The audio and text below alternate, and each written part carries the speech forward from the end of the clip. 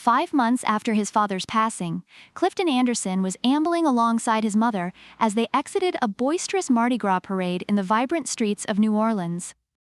Suddenly, tragedy struck as his mother's heart faltered, sending her collapsing to the ground, her life hanging precariously in the balance. Anderson, consumed by a sense of despair and the looming prospect of another agonizing loss, frantically clutched his cell phone and dialed 911. However, the fate of that fateful day was not to be marred by further sorrow. Janae Perrier, a 911 operator, answered the call and refused to let Anderson's anguish be compounded. With remarkable composure and empathy, she guided him through the intricate steps of CPR on his 72-year-old mother, Norma, a procedure that Anderson, an employee of the renowned Commander's Palace restaurant in his hometown, had never performed before. Over the ensuing 3.5 minutes, the phone call crackled with a symphony of New Orleans colloquialisms as Perrier's calm instructions reverberated through the airwaves. To Anderson's astonishment and relief, Norma resumed breathing, and paramedics arrived shortly thereafter to whisk her away to a hospital, where she recuperated for a few days before being released. "I try my best to cherish every single moment," Anderson remarked, when asked how he has embraced the precious gift of additional time that Perrier, whom he has never met face-to-face, had played a pivotal role in bestowing upon him. "Just cherish every moment, really truly cherish it more than ever."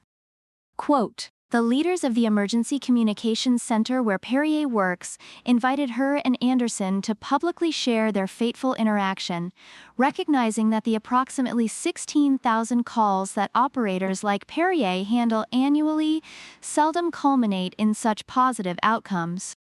They're not always good outcomes," Perrier, a second-year operator, candidly admitted about the typical nature of her workload. "This extraordinary episode has served as a much-needed morale boost for an agency navigating a period of transition under new leadership, following the resignation of its previous director last May, amidst accusations of falsifying an insurance claim and altering public records after an accident involving his official vehicle." As is often the case, Perrier, 31, had no way of knowing what lay ahead when Anderson, 50, dialed 911 on the late afternoon of February 13th, the day of New Orleans' raucous Mardi Gras celebration. Anderson was just a few blocks away from the city's iconic Fat Tuesday parades when his mother abruptly lost consciousness. "She's breathing," Anderson conveyed to the voice on the other end of the line. "But she's snoring." Quote, Perrier instantly recognized that the snoring sound Anderson described was a telltale sign that his mother was not breathing. "That's something different," she recalled, thinking to herself. "This is not, she just fainted, you know?" With urgency in her voice, she implored Anderson, "We gotta start CPR on your mama." Anderson initially protested, claiming, "I don't know how to do that. I don't have nothing." "We're coming from the parade." Undeterred, Perrier persisted. "Listen carefully. Lay her on the ground. Make sure she's flat on her back. Place one hand on the breastbone right between the nipples and put your other hand right on top of that hand." A compassionate passerby stepped forward to assist Anderson in properly positioning his mother and himself for the crucial moments ahead. "Pump the chest hard and fast at least twice per second and 2 inches deep, okay?" Perrier continued. "Count loud with me. 1, 2, 3, 4. 1, 2, 3, 4.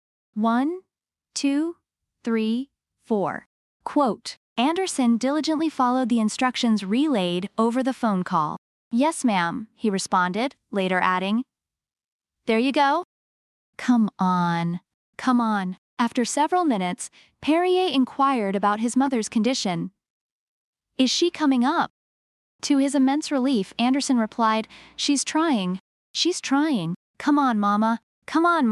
Meanwhile, Perrier had dispatched first responders to the scene. As she informed Anderson that firefighters would be the first to arrive, he delivered the joyous news.